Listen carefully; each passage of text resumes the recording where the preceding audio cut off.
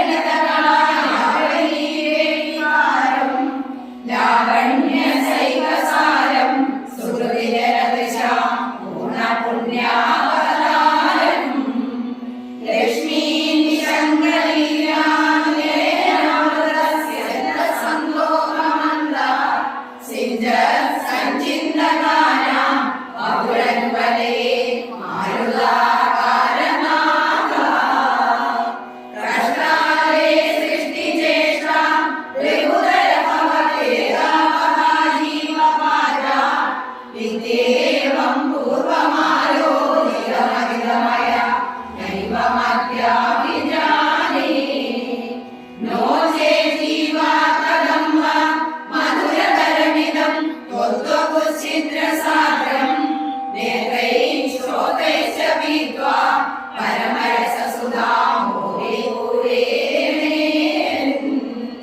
നമ്രാണാം സന്നിധത്സേ സതതമപി പുരസ്തൈരണഭ്യക്തിദാനൈ കാമാനജസ്രം വിതരസി പരമാനന്ദസാന്ദ്രാം യതീഞ്ച ഇത്തം വിശേഷരഭ്യോ നിരവധികഫല പാരിജാതോ ഹരേ ത്വം ശുദ്രം തം ചക്രവാണി ധ്രുവമഭിലഷതി യത്തമർത്തി പ്രജോയം